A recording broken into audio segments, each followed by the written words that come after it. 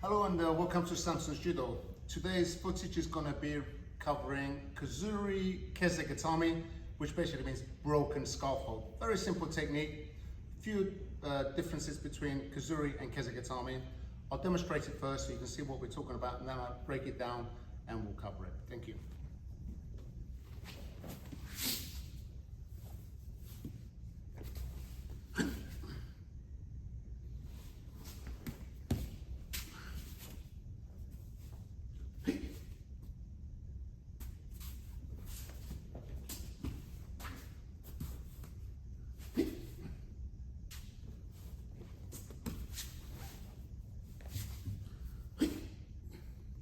Okay, so that is Kazure Kesa Gatame.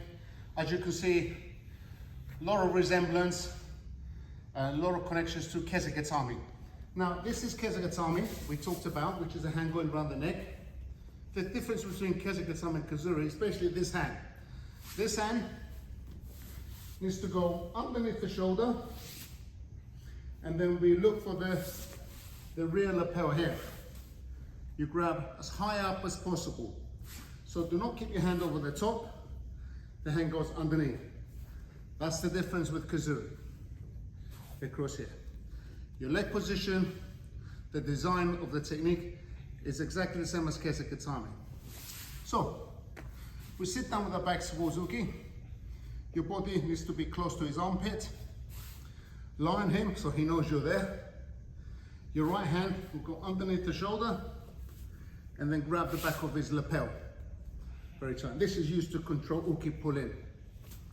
This hand goes underneath his armpit and trap it so he can't pull it out. So it's got to be very nice and secure. Use your armpit. Grab the jacket, not too high, not too low, enough to pull the arm so there's good connection and it's tight underneath your arm. Your leg position, exactly the same as Kesa Gatame. Your feet should extend towards his head. Do not point them down. Open your legs nice and wide.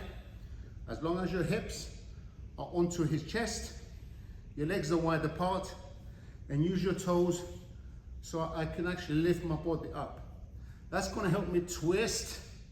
Same as Kesa Gatame. There's a slight twisting action as I rotate his arm and his body into his ribs. Hold down. And your head again needs to come down.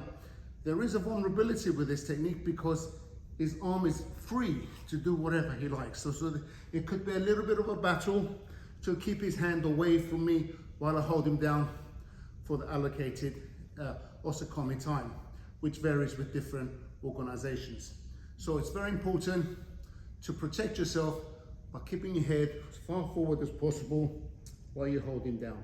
If he tries to move around, move with him, absorb his movement, keep your legs apart. Do not make the mistake of leaving your legs closed because then you are very vulnerable and he has a very good chance of getting out. So the wider you are, the more secure you are and the more stable you are. Now, one important thing, when this hand comes underneath, you hold him, tighten your arm.